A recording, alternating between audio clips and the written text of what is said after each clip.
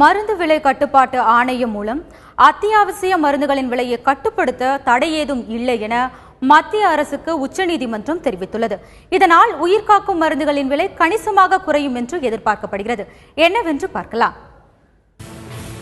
புதிய மருந்து கொள்கை அமலுக்கு வருவதற்கு முன்பு வரையில் 1995ஆம் ஆண்டு மருந்துகள் விலை கட்டுப்பாட்டு சட்டத்தின்படி 74 மருந்துகளின் விலைகள் மட்டும் நிர்ணயம் செய்யப்பட்டது. இதனையடுத்து புதிய மருந்து விலை கொள்கையை கடுமையாக அமல்படுத்த தேசிய மருந்துகள் விலை நிர்ணய ஆணையம் முடிவு செய்து அதற்கான நடவடிக்கையில் இறங்கியது.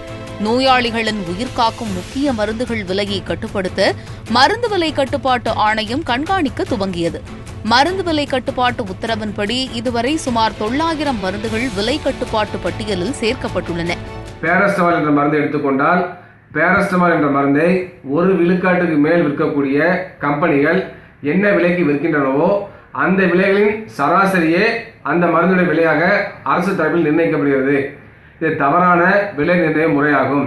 இதற்கு மாறாக பேரஸ்டமால் மருந்தை உற்பத்தி செய்வதற்கு என்ன உற்பத்தி செலவு ஆகிறதோ அந்த உற்பத்தி செலவின் அடிப்படையில் மருந்து விலை நிர்ணயிக்க வேண்டும். மத்திய அரசின் இந்த நடவடிக்கைக்கு மருந்து தயாரிப்பு நிறுவனங்கள் கடும் எதிர்ப்பு தெரிவித்தன. இதுகுறித்து பல்வேறு மாநிலங்களின் உயர்நீதிமன்றங்களில் மருந்து நிறுவனங்கள் வழக்கு தொடுத்தன.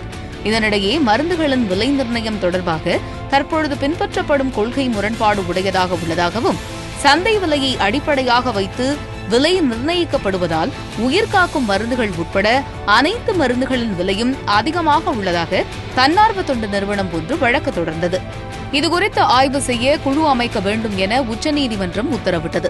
இதனையடுத்து விலை நிர்ணயம் குறித்து ஆய்வு செய்ய அமைச்சகங்களுக்கு இடையேயான குழுவை மத்திய அரசு அமைத்துள்ளது.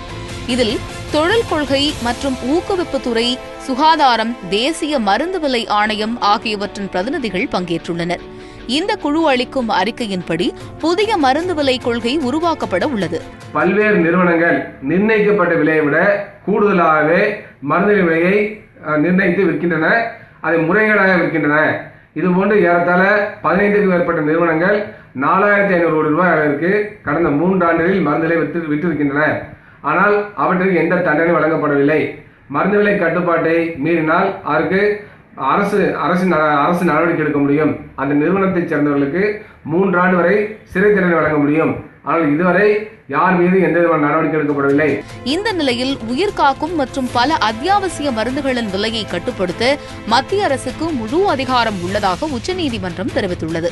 இதனால் 350 மருந்துகளின் விலை தற்போது கணிசமாக குறையும் என்ற செய்தி பொதுமக்களிடம் மகிழ்ச்சியை ஏற்படுத்தியுள்ளது.